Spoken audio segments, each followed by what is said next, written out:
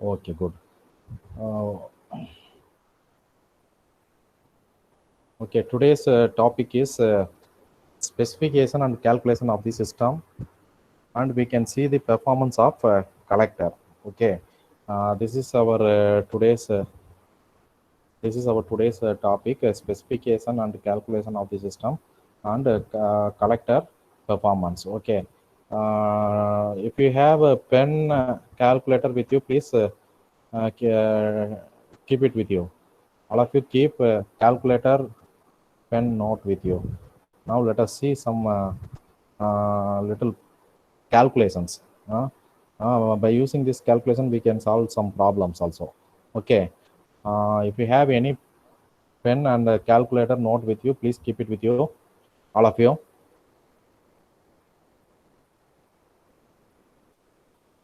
Okay, இதை கொஞ்சம் கவனமாக பாருங்கள். இது கொஞ்சம் அந்த ஒரு மாதிரி பிளர் அடித்த மாதிரி இருக்கும், கொஞ்சம் கவனமாக பாருங்கள் எல்லாரும். யூ சி ஹியர், எல்லாத்துக்கும் விசிபிளாக இருக்காப்பா தம்பி? எல்லாத்துக்கும் விசிபிளாக இருக்கா சூர்யா? எஸ் சார், விசிபிளாக இருக்குது சார். கொஞ்சம் கவனம், கொஞ்சம் ரொம்ப கண்ணுக்கு ஒரு மாதிரி தானமா, ஏன்னா நான் வந்து அதை காப்பி பண்ணி பேஸ்ட் அந்த அந்த இது வந்து அந்த மாதிரி தான் இருந்துச்சு, கொஞ்சம் கிளியராக இல்லை. Okay, I have taken this one from net, so all of you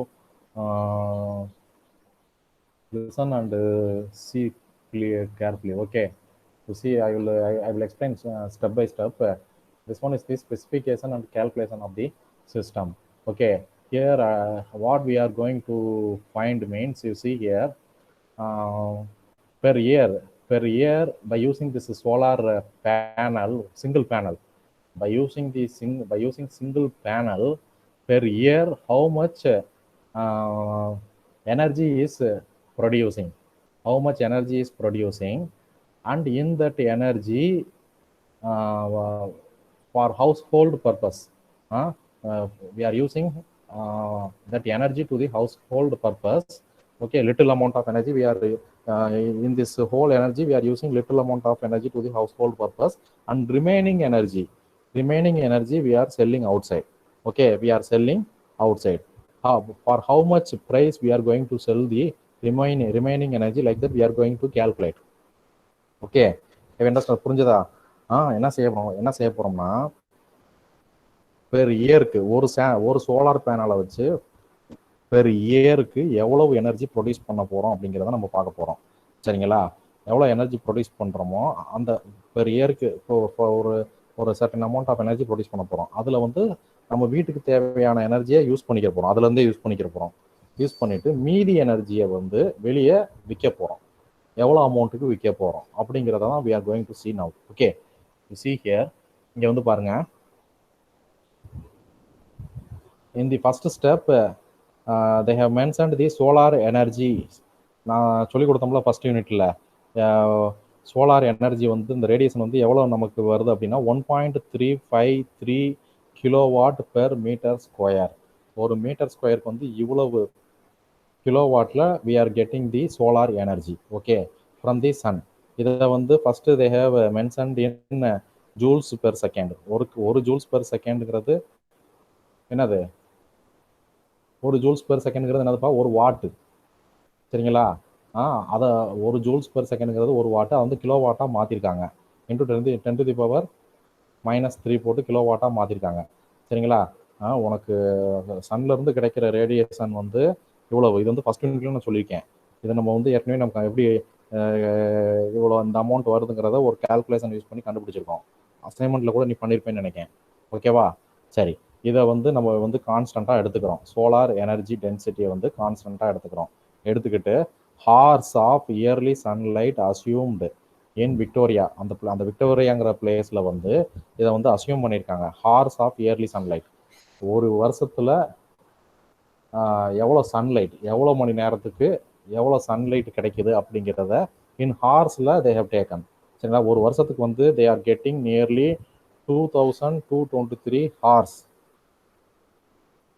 இவ்வளோ ஹார்ஸ் வந்து they are getting sunlight. Remaining ஹார்ஸில் வந்து சன்லைட் வந்து அவங்களுக்கு கிடைக்கல. Due to the weather conditions they are not getting sunlight. ஒரு வருஷத்துக்கு இவ்வளோ ஹார்ஸ், 2223 ஹார்ஸ் வந்து தே ஆர் கெட்டிங் சன்லைட். அதை வந்து செகண்ட்ஸில் மாற்றிருக்காங்க. என்ன செய்யணும் செகண்ட்ஸில் மாற்றுறதுக்கு? என்னடா செய்யணும் ஹார்ஸை செகண்ட்ஸாக மாற்றுறதுக்கு? Divided by 60.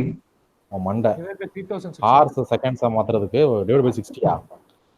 Into 60 into 60 into 60. Into into 3600. சரியா? அதை வந்து மாற்றி செகண்ட்ஸில் வச்சுருக்காங்க. சரிங்களா தம்பி? இப்போ வந்து இதில் வந்து பார்த்தீங்கன்னா அப்ராக்சிமேட்டாக அந்த 2223 வந்து அப்ராக்சிமேட்டாக they have taken as 2400 hours per year calorie receives. that is sunlight they are receiving. Okay, அடுத்து பாருங்க சோலார் பேராபோலிக் ட்ரஃப் சைஸ். நம்ம படித்தோம்ல பேராபோலிக் ட்ரஃப், எதில் படித்தோம்?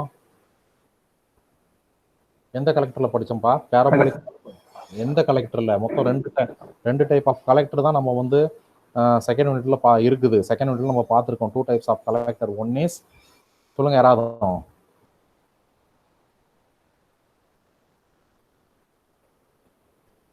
சொல்லுங்க, அப்புறம் நேம் சொல்ல வேண்டியது வரும். தெரிஞ்சவங்க சொல்லுங்க. இந்த செகண்ட் யூனிட்ல we have seen only 2 types of collector. One is flat plate collector, another one is concentrating collector. சரியா? அந்த கான்சென்ட்ரேட்டிங் கலெக்டர்ல தான் 4 or 5 டைப்ஸ் இருக்கு. அதுல ஒரு டைப் தான் வந்து பேராபோலிக் ட்ரஃப். ஓகே, இப்போ வந்து இந்த எக்ஸ்பெரிமெண்ட்டுக்கு வந்து தே ஆர் யூசிங் பேராபோலிக் ட்ரஃப். அதனுடைய சைஸ் பார்த்தீங்கன்னா 2x10. லென்த் வந்து 10 மீட்டர், பிரெத் வந்து 2 மீட்டர். அந்த பேனல் அந்த பேனலுக்குள்ள சைஸ் வந்து 2x10, that is 20 metre square. சரிங்களா? அடுத்து வந்து பாருங்க solar electrical power conversion efficiency. Solar electrical power conversion efficiency வந்து 20%. அந்த ஒரு பேனலில் யூஸ் பண்ணுறீங்கல்ல, அதுக்குள்ள எஃபிஷியன்சி வந்து தே ஹேவ் டேக்கன் அஸ் 20%. அது வந்து பாருங்க சோலார் பேனல் வந்து 15%, அப்ராக்சிமேட்லி 15% எங்கே வீட்டுக்கு, அப்படி இல்லாட்டி இண்டஸ்ட்ரியலுக்கு பார்த்தீங்கன்னா அப்ராக்சிமேட்லி எஃபிஷியன்சி வந்து 23% எடுத்துக்கிறோம். சரிங்களா? எடுத்துக்கிட்டு இங்கே வந்து பாருங்க பவர் ஜென்ரேட்டட் பெர் இயர். இப்போ வந்து என்ன செய்யறாங்கன்னா பவர் ஜென்ரேட்டட் பெர் இயருக்கு வந்து வந்து மூணையுமே மல்டிப்ளிகேஷன் பண்ணுறாங்க.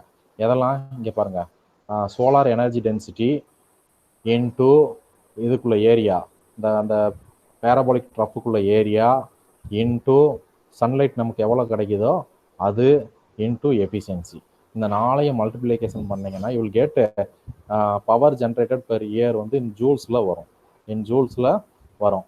அதை வந்து அப்ராக்சிமேட்லி பார்த்தீங்கன்னா கிலோவாட் ஹாரில் மாற்றிக்கிட்டாங்க.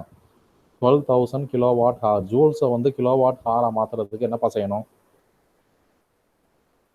இன்டூ நெட்டில் பாருங்க டக்குன்னு, ஜூல்ஸை கிலோவாட் ஹாருக்கு மாற்றுறதுக்கு என்ன செய்யணும்? நெட்டில் பாருங்க டக்குன்னு.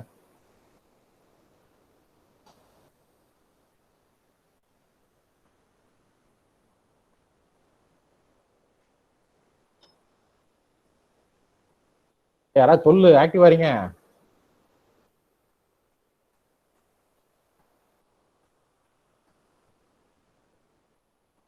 ஜூல்ஸை கிலோவாட் ஹாருக்கு மாற்றுறதுக்கு இங்கே பாருங்க இன்டூ 2.7778 e⁻⁻7 அப்படி போட்டிங்கன்னா உனக்கு வந்து ஜூல்ஸ் வந்து கிலோவாட் ஹாராக மாறிடும்.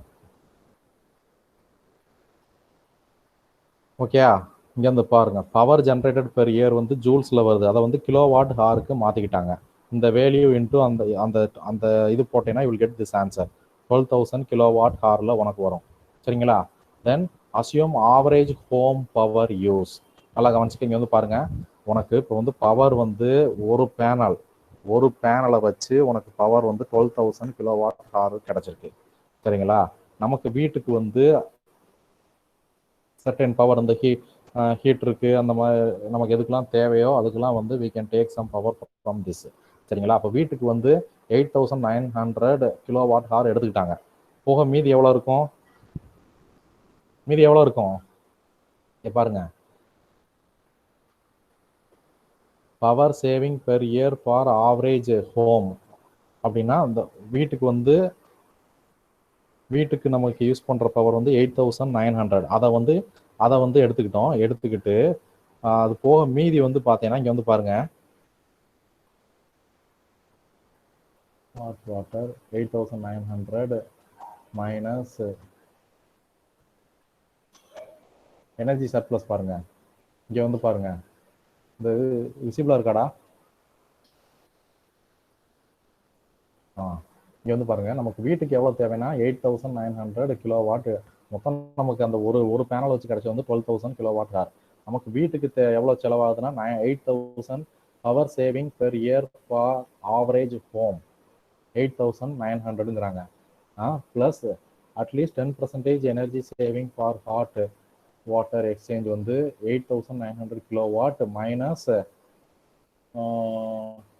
ஆவரேஜ் வந்து 15% of home energy use for hot water. Energy plus வந்து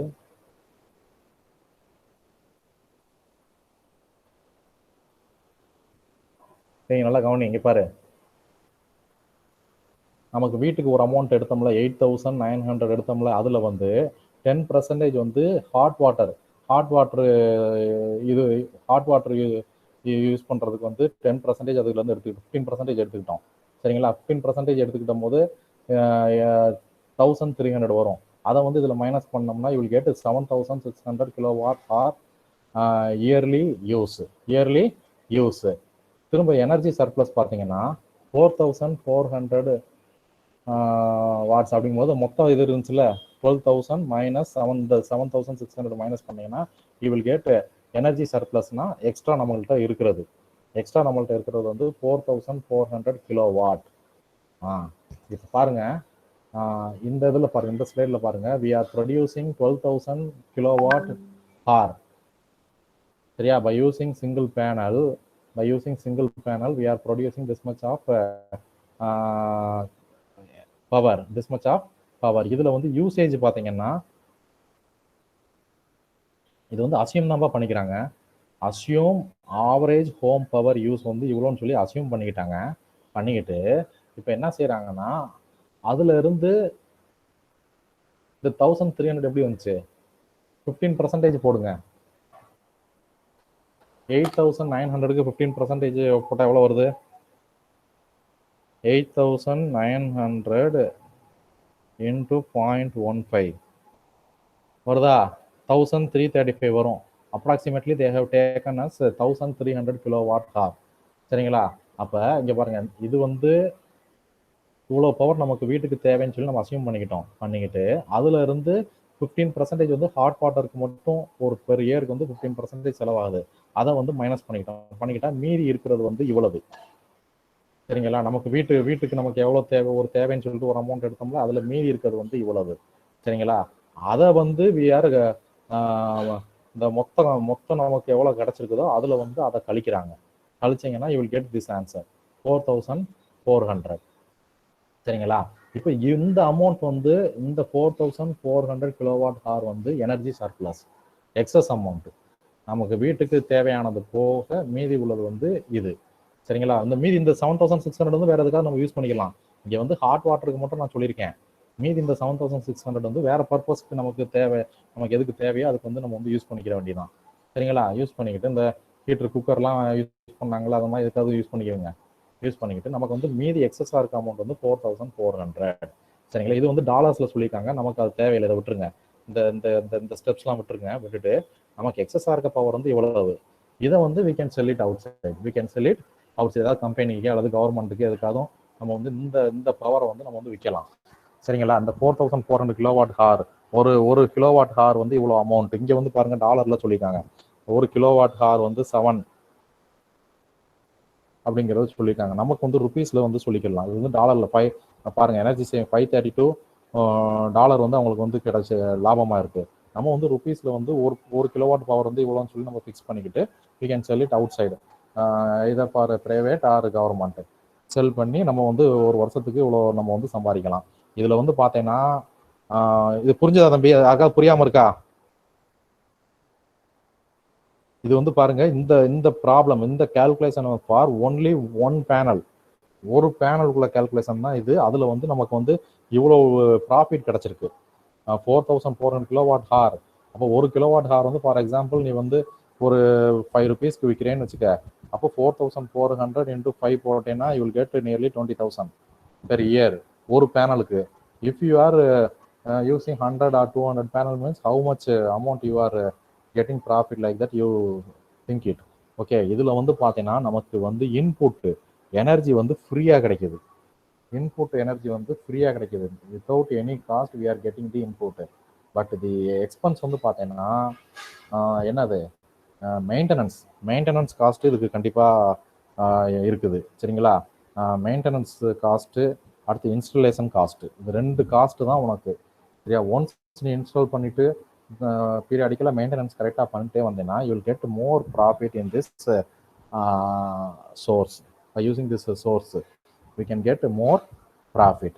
சரிங்களா? இந்த கால்குலேஷன் புரிஞ்சதா தம்பி? ஏதாவது புரியாமல் இருந்துச்சுன்னா என்கிட்ட திரும்ப யாராவது புரியாதவங்க என்கிட்ட கேளுங்க. If you are understand you leave it, otherwise you please ask. Ajaykumar sir இருக்கா சார்? புரியுதா தம்பி? புரிஞ்சதா? நான் சொல்லி கொடுத்த கால்குலேஷன் புரிஞ்சா பார்த்துக்குங்க. ஒரு பேனலில் you are getting this much of profit. இதே மாதிரி ஒரு 50 பேனல் 100 பேனல் நீ வந்து வச்சேன்னா இன்ஸ்டலேஷன் காஸ்ட்டு, இனிஷியல் காஸ்ட், அந்த பர்ச்சேஸ் பண்ணுற காஸ்ட்டு, இன்ஸ்டால் பண்ணுற காஸ்ட்டு, அடுத்து மெயின்டெனன்ஸ் காஸ்ட்டு. சரிங்களா? இதுதான் உனக்கு செலவு. இதுக்கு உனக்கு கிடைக்கிற இன்புட் வந்து ஃப்ரீ. இப்போ ஃபார் எக்ஸாம்பிள் நீ வேறு ஏதாவது பண்ணுன்னு வச்சுக்கேன், ஒரு இன்புட் வந்து ஃபியூயல்னு வச்சுக்க.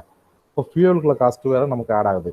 சரிங்களா? வேறு ஏதாவது ஒரு ப்ராஜெக்ட் மாதிரி ஏதாவது பண்ணுற, அதுக்கு வந்து அதை ரன் பண்ணுறதுக்கு நமக்கு ஃபியூவல் தான் இன்புட்னு வச்சுக்க. அப்போ ஃபியூவல் வந்து நம்ம வெளியே வாங்கி தான் ஆகணும். பட் இங்கே அப்படி இல்லை. அந்த இன்புட் எனர்ஜி, சோலார் எனர்ஜி வந்து உனக்கு ஃப்ரீயாக கிடைக்கிது. சரியா? மற்றபடி இந்த பேனலுக்குள்ள காசு, பர்ச்சேஸ் பண்ணுற காஸ்ட்டு, அடுத்து இன்ஸ்டாலேஷன் காஸ்ட்டு, அடுத்து மெயின்டெனன்ஸ் காஸ்ட்டு, இதுக்கு மட்டும்தான் நீ செலவு பண்ண வேண்டியது வரும். சரிங்களா? கண்டிப்பாக உனக்கு வந்து you will get profit in by using this panels. இந்த மாதிரி சோலார் பேனல் கலெக்டர் யூஸ் பண்ணிங்கன்னா கண்டிப்பாக உங்களுக்கு வந்து ப்ராஃபிட் கிடைக்கும். அதை ப்ராப்பராக பண்ணணும். மெயினாக வந்து இதில் வந்து அதிகமாக செலவாகிறது வந்து பார்த்தீங்கன்னா மெயின்டெனன்ஸ் காஸ்ட் வந்து கொஞ்சம் அதிகமாக செலவாகும். கொஞ்சம் ப்ராப்பராக நீ கரெக்டாக மெயின்டைன் பண்ணிட்டேன்னா will get more profit by using this such type of panels. ஓகேங்களா? இதில் யாருக்கா புரியாமல் இருக்கா? Yugendar yes sir. புரிஞ்சா தம்பி? அந்த கால்குலேட் புரிஞ்சா? பார்த்தேன் சார் புரியுது சார். பாருங்க, அது ரொம்ப யூஸ்ஃபுல்லா இருக்கும். சரிங்களா? இன்னொன்று வந்து இதுல மெயின் அட்வான்டேஜ் பாத்தீங்கன்னா பொல்யூஷன் ஃப்ரீ. சரியா? 100% வந்து பொல்யூஷன் ஃப்ரீ. சரியா? இது renewable energy, this one is renewable energy. So 100% வந்து பார்த்தீங்கன்னா it is very harmful. Pollution வந்து சுத்தமாக கிடையாது. சரிங்களா? Without any pollution we are making this one and we are getting the profit. Okay, இதான் வந்து மெயின் பெரிய அட்வான்டேஜ் இதில். Okay, now next okay, next topic is collector performance. In this one you see here we are having one formula for finding useful energy. That is, the notation is Q suffix U. For finding useful energy gain, the formula is energy absorbed by the collector minus heat lost to the surroundings. Energy absorbed by the collector. Now already we have seen in the previous classes what is collector, what is concentrator, what is absorber, what is a tube. Different types of tubes we have studied, and working fluid அதெல்லாம் நம்ம ஏற்கனவே படிச்சிட்டோம். சரிங்களா? இப்போ வந்து பாருங்க, collector, for finding collector performance, that is useful energy gain, Q suffix U is equal to energy absorbed by the collector minus heat lost to the surrounding. This is the formula. And here you see here for absorbed energy, this one is absorbed energy, then heat lost to the surroundings. For two things we are having different formulas. For absorbed energy, this is your formula A suffix C. This is A suffix C, F suffix R into S. A suffix C is collector area. A suffix C is collector area, unit is meter square. Then F suffix R is heat removal factor. For heat removal factor we are not having unit. Okay. Then S is absorbed solar radiation. Absorbed solar radiations, joules per meter square. Okay, absorbed solar radiations, joules per meter square. அதான் வந்து அந்த 1.3 சொன்னோம்ல, joules per meter square. அதான். அடுத்து TIங்கிறது வந்து mean absorber plate temperature. TIங்கிறது here you see here TI TN இருக்குல்ல, TIங்கிறது mean absorber plate temperature in degree centigrade, unit is degree centigrade, and TA is the ambient temperature in degree centigrade, and here U suffix L is heat transfer loss coefficient, unit is joules per meter square into degree centigrade. Okay, this is the final formula. QU is useful energy gain. Useful energy gain is equal to, what is your formula? Energy absorbed by the collector minus heat loss to the surroundings. For energy absorbed by the collector, your formula is here. A suffix C F suffix R into S minus energy lost. Energy lost is equal to A suffix C F suffix R U suffix L into TI minus TA, where TI is the main absorber plate temperature and TA is the ambient temperature in degree centigrade. Okay, you see here, the above equation is an extremely useful equation and applies to essential for all flat plate collectors. For finding efficiency as thermal efficiency, we can use such type of formulas and we can easily find the efficiency. Okay, to improve the performance of solar collector, it is necessary either to reduce the overall energy loss coefficient or reduce area from which energy is lost. சரிங்களா? இப்போ வந்து பாருங்க, to improve the efficiency improve பண்றதுக்கு என்ன செய்றாங்க? It is necessary either to reduce the overall energy loss. கண்டிப்பா efficiency improve பண்றதுக்கு, improve the performance, அந்த எஃபிஷியன்சி இம்ப்ரூவ் பண்றதுக்கு ஓவரால் எனர்ஜி லாஸ்ட் வந்து குறைக்கணும். we should reduce the overall energy loss. Energy லாஸை குறைச்சாலே எஃபிஷியன்சி வந்து இம்ப்ரூவ் ஆயிரும். Or reduce area from which energy is lost. அடுத்து வந்து பாருங்க, the maximum possible useful energy gain in a solar collector occurs when the whole collector is at the inlet fluid temperature, that is heat losses to the surroundings are then at a minimum. அதான் அந்த second பேரால சொன்னதான் இங்கேயும் சொல்றாங்க, heat loss to the surrounding வந்து மினிமமா இருக்கணும். இருந்துச்சுன்னா கண்டிப்பா we will get the maximum efficiency. It will improve the performance of the collector. Okay, up to now we can stop the class. Tomorrow we can see this one, collector efficiency. Okay.